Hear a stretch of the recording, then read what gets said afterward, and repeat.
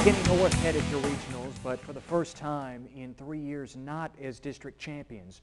Coach Miller Loudermilk joining us now. And Miller, you know, on some level, there is some disappointment that you didn't win another title as a team.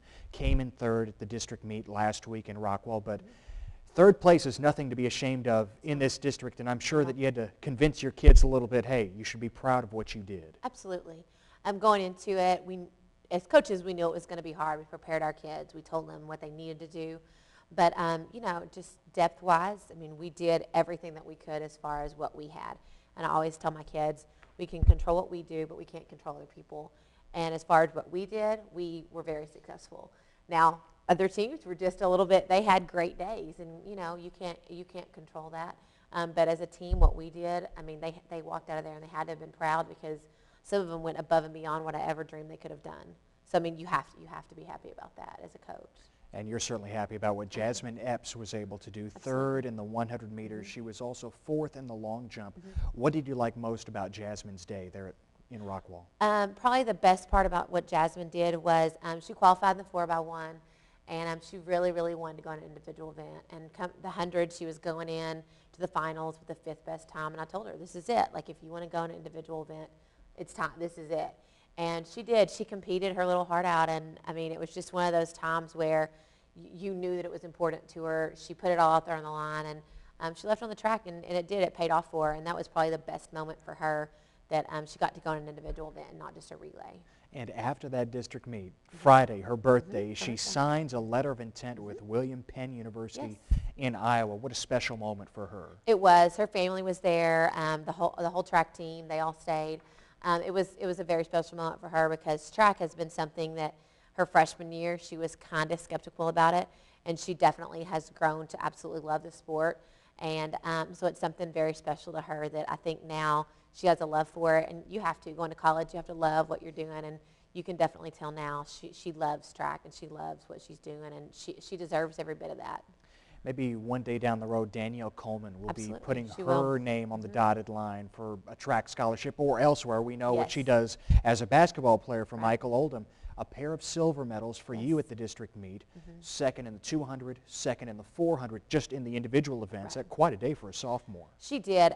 She is a kid that you look at her and you say, okay, this is what I need, and she'll do it. I'm actually going, and you know, besides what she did in her individual events, because those were great accomplishments in our district, going into the mile relay, we were actually second going into the last leg, and she went into the last leg and took care of business. So I mean, she's just a phenomenal athlete, and she'll definitely be one that you'll hear going to college and running track, because I mean that's her love, and she's excellent at it. I mean, she especially for a sophomore. I mean, she has nowhere to go but up from here. You bring up those relays, all three were outstanding. Third in the 4x1 and the 4x2, and then you win gold in the 4x4, the premier event in track and field. What allowed those relays to be so successful? Well, you know, going into district, our 4x1, we had tried somebody new every single week. And the week before district, I put these 4 together, and I was like, if this doesn't work, I don't know what will, because, you know, we had tried several different ways. And we went to Rockwall the week before district, and it just snapped for them, and it just clicked. And so that relay, they definitely, and they were coming into the meet with actually like the 7th best time. And they wanted it. They wanted it, you know, really bad, and it was important to them. And I had a little freshman on there that ran a little heart out, and, you know, it definitely came from within, from their heart. And you know, the 4x4, they take pride in what they do. They take pride in the fact they went to state last year, and that's how people know them, is that they have a mile relay. And so they take pride in that. And then obviously the 4x2, a lot of the same girls are on that. And so I think that just the pride and their overall ability to get relays to regionals is a big deal for them. Jessica Lasik, a key member of all three of those relays, and what a special athlete she is overall in some of her individual events, third in the 200 meters, fifth in the triple jump. What makes Jessica the athlete that she is? Her heart. Jessica is someone that came as a freshman, now being a senior, came as a freshman, and one day I looked at her and I was like, you're going to run the 4x4, and she was like, no, Coach Loudermilk. You know, she's a sprinter, so she didn't you know, think that a quarter was a sprint. And I'm like, well, that's a sprint now. And she definitely, her heart is what gets her through everything. And on top of being an extraordinary athlete, She is somebody that you can look at and say, I need you to run a 58 split, and she'll do it, no questions asked. Like, just leave it all out there. And she is definitely the heart and soul of our track team. You know, being a captain for 3 years, and she's like the little mama of the track team. I mean, she's the heart and soul of it. So. Maui Burke-Hadley, she was a member of that 4x4 relay that won gold. Also 7th in the 400 meters individually, 5th in the high jump. And at 5'11", I'm sure she has that kind of gazelle look about her when she's out there on the track. She does. She's one that she's another one that whole 4x4, you just look at them and think, how do they do it week in and week out? Because they are able to perform every week, and especially because they take such pride in what they do. And Maui's another one that, I mean, and she actually, the high jump was actually by ties because she jumped 5 foot, and unfortunately because of misses, she got 5th. But it was something that she came from basketball and got into shape, and she's another one that that will excel in everything, any event that she does. And so I see great things from her too in the future. Also coming from basketball, also coming from the post on the interior, Shanteria Jackson, a freshman, and she comes up 7th in the high jump. Yes. What about Tootie's potential in track? I think she's one of those that, last year as an 8th grader, she didn't get to compete a lot because she hurt her leg. And then this year, I chose to just put her in field events, and I think next year she'll probably be in some running events. But this year, as far as the high jump and triple jump, because she did the triple jump as well, she's one of those kids that I finally just said, just go jump for fun. Just have fun with what you're doing, because she was one of those that might start overthinking it, and she did. She jumped her best at district. She attempted 5 foot. She cleared 4:10, which she had never done, and so she's definitely going to be successful because she has the ability to that athletic ability to do whatever she wants. You also like what you have in Tiana Fincher, going to regionals in the 300-meter hurdles. She took 2nd at district. She was 4th in preliminaries, finishing 2nd, shaving time off her run. How about that day for Tiana? I know. Tiana gave up a lot this year. She, I say didn't give up a lot, but put in a lot to it this year. She ran cross country to get that base for her, which helped her tremendously. And then she has been in track all year, and she's really worked hard. And she deserves it. She has literally done everything that you should do to really want that, and she showed me she wanted it. And she came to me before the event, and she was crying, and she was like, Coach Loudermilk, what if I don't do it? And I'm like, let's not cry now.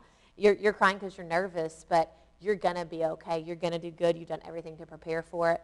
And we worked with her really hard in those last 40 meters because in every race that she had done, those last 40 meters were the hardest for her, because the 300-meter hurdles are hard. If you've ever done them, they're hard. And in those last 40 meters, she just put it all out there. And it was a very close race. It took a while to pop up because it was so close. But she deserves it. She got 2nd, and she ran her best time, and she deserves it, everything. She worked hard for it. Ijeoma Agwenze was a beast in those throwing events, Absolutely. shot put and the discus, 3rd in the shot, 2nd in the discus, and if not for McKinney's Andracia Jackson, she would have finished much higher. Quite a competition here in 10-4A between those two. Right. Unfortunately, probably in the shot put, she didn't have her best day thrown out, but we told her it's okay. You got out. You can fix it for regionals, because she's normally an upper 39-foot thrower, and it just one of those days. It happens. But so I think come regionals, you'll see a lot more out of her there. The same thing in the discus right now. I think just kind of looking, she's kind of 5th and 4th in the region, and I think she'll do great things. She'll get past that little slump of having a bad day, which happens. And she's working hard. She's ready for it. She's definitely ready for her turn to be successful and to hopefully go to that state meet. So 5 regional qualifiers individually, the 3 relays all headed to UT Arlington. What's this time like in between the district meet and the regional meet? This week we're hitting it back hard, just like as though we're starting over, because in reality it's a whole other season from now until hopefully the state meet. It's another 4 weeks. So today we'll hit it hard and go back to the weight room and basically start our second season is basically what you're doing. And so I think that they've got to get mentally prepared as well, because that mile relay in our region is hard. Throwing and everything that you do in our region, really. The 300 hurdles, the quarter, the 200, all those things are hard in our region. And so luckily most of them have been there. They know what it's going to take. They know how to get mentally prepared for it. So I think just hitting it hard on the track and getting mentally prepared, and they'll be good to go. So. Miller, we appreciate the time. Congratulations on very the much. success so far. Best of luck Thank at you. regionals. Thank you. Miller Loudermilk, head coach of the North Bulldogs. Hey, team championship or not, North will be a force to be reckoned with at the regional championships at UT Arlington.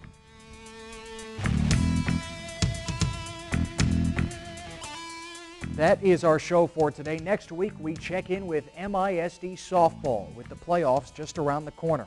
Remember, if it's McKinney ISD Athletics, it's on Sports Talk. I'm Ted Emmerich. See you next time.